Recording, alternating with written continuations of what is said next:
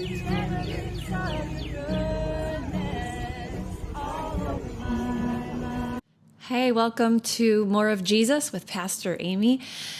Last time at dinner church, we talked about integrity, and we talked about one of the definitions of integrity being that you are the same person and you retain your same core values wherever you go, no matter what circumstance you're in or pressure to change who you are or your core values. And one of the core values of the followers of Jesus is the 10 Commandments. The ancient Hebrew people had this list of 10 commandments written down on tablets. The first one is, you shall have no other gods before me. The second one is, don't carve for yourself an image of gold or any other material and bow down and worship them. Worship only God.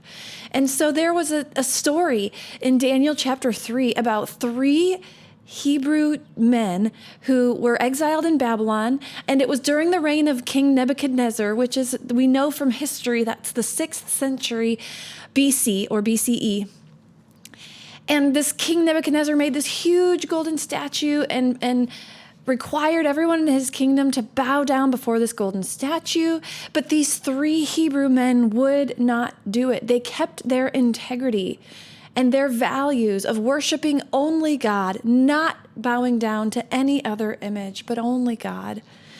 And because of that, they knew that the consequence was anyone who did not follow King Nebuchadnezzar's command would be thrown into a fiery furnace. And as the story goes, if you read in Daniel chapter 3, the king is angry, throws them into this fiery furnace, but they are unharmed. A 4th person's in there with them. People wonder, is that an angel? Is that Jesus? We don't know, but they come out of this, they walk through that fire without even a hair on their head burned. It's a story about how when people live with integrity and faithfulness to God, that God protects them and takes care of them. The story ended well for these 3 Hebrew men. But what about when it doesn't? You and I have both probably known people full of faith, loving, trusting, caring people who put their faith in God to rescue them, to save them from cancer or illness or violence. But God didn't. Not only people we've known, but also there are other stories in the Bible that don't seem to end well for people of faith, Jesus being one of them. But still, this story from Daniel chapter 3 of these 3 men going into the fire and being saved from it is a powerful story about what God can do. And I love how the posture of these men is the posture I believe that faithful people are called to take. They were prepared to die. They understood that perhaps they wouldn't be saved. And this posture can be summed up with this very short sentence. It goes like this: to believe that God can, but trust even if God doesn't.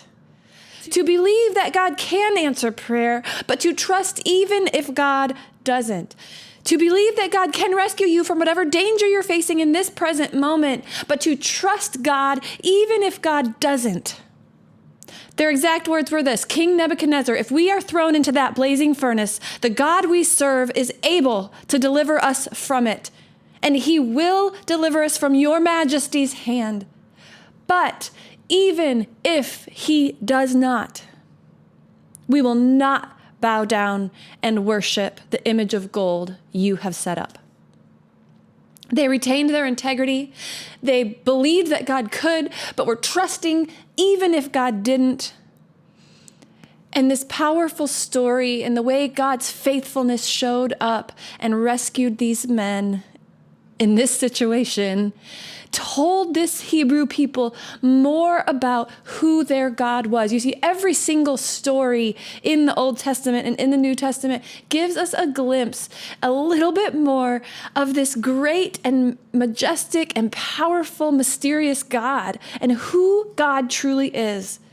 Because about that same time or a few years later, one of the prophets that was writing for the book of Isaiah said this in Isaiah chapter 43. When you pass through the waters, I will be with you. This is God speaking. And when you pass through the rivers, they will not sweep over you. We remember the Hebrew children who passed on dry ground to escape the Egyptians. And then the prophet goes on to say, when you walk through the fire, you will not be burned. The flames will not set you ablaze. What they learned from this story is that even though 3 humans went into that fire, a 4th was in there with them. I will be with you through whatever fire, through whatever waters, through whatever rivers you pass through, and you're not going to be burned. You're not going to get set ablaze. This is a God who walks with us through the fire, just like Jesus did when he embraced all of humanity, even suffering and death. There's a song we sing at 80/20 that has this line in it. The story isn't over if the story isn't good. And for all those people that we've lost to early or unjust or violent deaths, and this Jesus who was willing to walk through the fire with us, embracing all of the human experience, even suffering and death, knows this truth that the story isn't over if the story isn't good. Just like Jesus trusted in the power of God to resurrect him from the dead, we too can also trust in that same resurrection power. When you pray, friends, pray with confidence that God can, but trust, even if God doesn't. Amen.